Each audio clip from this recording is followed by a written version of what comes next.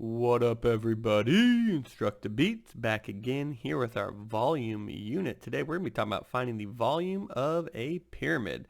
Our objective today I will be able to demonstrate where the volume of a pyramid formula comes from and be able to solve volume of a pyramid questions. Alright, so first we need to define what we're talking about when we're even talking about a pyramid, right? So a pyramid is a 3D object where the base is a polygon and the sides are triangles that meet at an apex. So here we have three examples of 3D shapes, and we're going to talk about what a pyramid is, but let's talk about this part right here. So first of all, when you say the word polygon, okay, so it says the base is a polygon. If you're talking about a pyramid, if you don't specify the shape, then people can assume that you are talking about a square. So if you just say pyramid, the inference is that the base of the shape is a square. You have to specify if you want to say rectangular pyramid or triangular pyramid. Typically, if you're saying triangular pyramid, you're going to use the word tetrahedron, okay? So when we're talking about pyramids today, we're going to be talking about the bases that are squares unless we specify differently. Now, these are three shapes, okay? And obviously this one right here is a triangle. You see this is a square pyramid, okay? Even though you can just say pyramid. And if you notice, right, the sides are triangles and they meet at this apex right here. We'll take a look at that in a second. These two are not pyramids. These are triangular prisms. And a lot of people think just because it has a triangle as a base, or they see a triangle on the 3D shape, that that's a pyramid. These do not meet at a apex, okay? And the sides aren't all triangles. Here you have a rectangle right here, okay? And then on this one, you also have a rectangle as a side. So these are non-examples. This is an example of what a pyramid is. It's important that you know that misconception a lot of people make. So let's talk about the parts of a pyramid, okay? You can write these down in your notes and label the picture. First, we have the apex, right? That's the point that all the sides are kind of tapering up to meet. We have the base, okay? And the base, and when you say pyramid, again, you're assuming it's a square unless you say differently. There are also rectangular pyramids and triangular pyramids. But again, if you're talking about a triangular pyramid, you typically in math would say tetrahedron, okay? So the base obviously is the bottom. You have the apex. Now here's another misconception. The height of a pyramid goes from the apex straight down, okay? If you're talking about the height going up one of the sides or one of the faces, that's called the slant height. And that comes in handy, especially when you're doing surface area. But for our lesson today, you're not going to need slant height. But a lot of people confuse the slant height with the height. Slant height, obviously, is on a slant. Height goes up and down. Sometimes you might see the height being written over here like this, and they might label it that way, and that's totally fine because that's from the apex down to the base. And then just like our other 3D objects, the sides, we don't call them sides, we call them faces.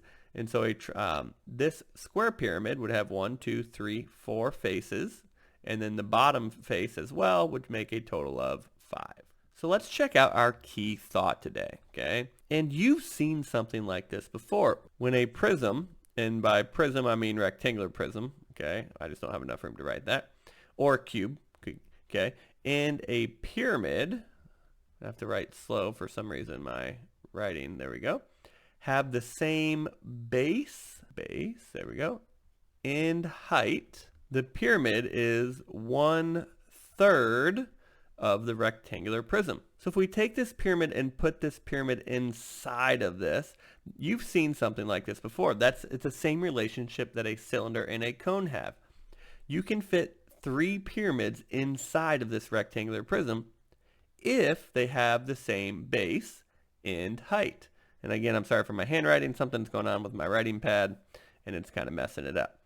That's going to be a very important concept as we look at our volume formula. So all our volume formulas we've learned so far come from the basic formula for a right prism, area of the base times the height. And if you don't have the area of the base for a rectangular prism or a cube, you can split that apart into length and width. And we've done a lot of lessons on this where the area of the base could be different depending on the shape. So again, you've seen this concept before. If a pyramid is 1/3 of the prism, then you can find the volume of the prism and then take 1/3 of that, right? So you can do 1/3 times length times width times height, or the other way, because multiplying by a fraction is the same thing as dividing by the reciprocal.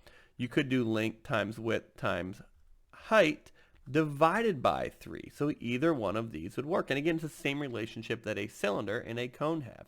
If the pyramid is 1/3 of the prism, then you're going to find the volume of the prism and take 1/3 of that. So these two are two formulas that you can use to find the volume of a pyramid. Now when we're talking about that, we are talking about rectangular pyramids and square pyramids. Okay, if it's a tetrahedron, if there's a triangle at the bottom, then obviously the area of the base would be different. So that formula doesn't work for that. These are for pyramids, which we are assuming, making the inference that the base is a square unless we specify it as a rectangular prism. So here are our steps for finding volume. And if you notice, they're the exact same steps as finding the volume of a right prism at first.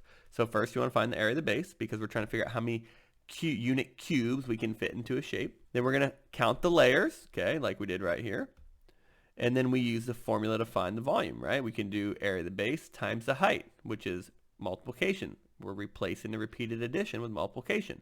But then at the end of that, because we're finding the volume of a pyramid and not the whole prism, we want to take 1/3 of that. So if this is my prism I just found the volume of, if I want the pyramid, right, I want 1/3 of it, okay? And I'm not a great drawer, but it might look something like that, okay? Maybe have a little dot down there, right? And we want the volume of the unit cubes that fill up that pyramid. That's where we get all these steps from. So let's take a look at a we do problem. This is what is the volume of this pyramid, right? So first we're trying to find the volume of this right rectangular prism, right? Because we can imagine that there's a prism around this, and this isn't a great drawing but I did my best, something like that, right? And this volume formula right here is going to tell us, okay, how many unit cubes can we find? So I know the area of the base, this is a right pyramid right here, okay, would be 8 times 7, length times width. So if I do 8 times 7, right, and then I multiply that times how many layers I have, and I can see right here my height is 9.32. There we go. I can find the area of my base by doing 8 times 7, that's going to be 56, and then I multiply that by 9 32/100ths. But again, I really don't want the prism, I only want the pyramid. So I don't want to fill the entire prism with unit cubes, I want to fill the entire pyramid with unit cubes. So I want 1/3 of that volume. So now I'm going to solve it out. You can use a calculator for that. Okay, and the volume of that prism would be 521 and 92/100ths. But again, I only want the pyramid, so I need 1/3 of that. You could either multiply times 1/3 or divide by 3. It's the same thing. And the volume of this prism is 173 and 97333, and it keeps repeating, okay? And we would say that is inches cubed or cubic inches. To fill up the pyramid, we would do 173.9733333 inches cubed. So for the we do problem, again, I wanted to conceptually show you where our formula is coming from. If you just used the formula, if you just said volume equals 1/3 area of the base times the height, you could totally do that. Or area of the base times height divided by 3, you could do that as well. So let's do this U-try problem. Here you see the Great Pyramid of Giza in Egypt. And the square base, so this is a square base, has a length of 440 royal cubits, which is a measurement they used to use back then when they built it. And I believe a cubit back then would have been like the length of your forearm. So from like your wrist to your elbow, okay? The height was originally 280 royal cubits. What is the volume of the prism? So again, you're going to use your volume formula of 1/3 area of the base times the height. You can go ahead and pause the video, solve this, and then push play to check your understanding. So here I want to know what is the volume of the prism. So my statement is going to say the volume is blank royal cubits cubed, or you could say cubic royal cubits, which is a lot of cubes in there, but that's okay. And so I know it was a square base that had a length of 440 royal cubits, and the height was originally 280 royal cubits. So I don't see the area of my base, but I do know that it's a square. And so to find the area of a square, I'm going to do 1/3 length times width times height. Okay, and because we're getting ready for algebra, you don't need to write the times sign right there. You can just write it like that. And now we're going to plug in for our variables. I know the length was 440. I know the width was also 440. And I know the height was 280 royal cubits. Now, one thing I do want to stop and just show you, because a lot of you guys are getting ready for algebra. Because this is a square, right?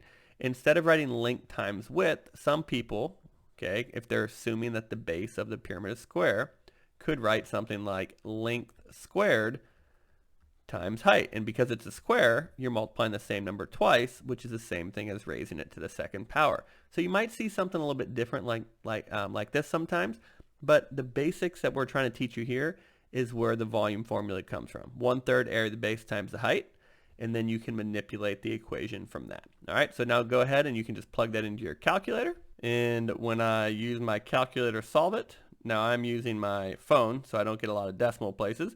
I had the volume as 18,069,333.3, and I'm sure that was repeated, so I'll put a little dot right there. And again, that was royal cubits cubed.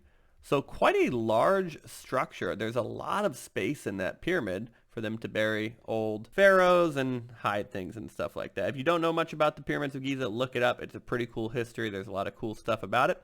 But that's how you find the volume of a pyramid. It all starts with our volume of the prism, and then just like the relationship between the cylinder and the cone, that same relationship exists between the prism and the pyramid, 1/3. So that's where we get our volume formula from. So what we want to take with you is exactly what I just said. The volume formulas are all interconnected. And the more you understand that, the easier it is to answer questions, manipulate them, change the formulas, use algebra to solve them. But it starts with a conceptual understanding. You don't want just to memorize the formulas. You want to know what you're doing when you're solving for them and how they are interconnected together. Thank you so much for checking us out today. We really appreciate it. We know there's lots of different options online, and we love that you choose InstructaBeats. Check out our volume song.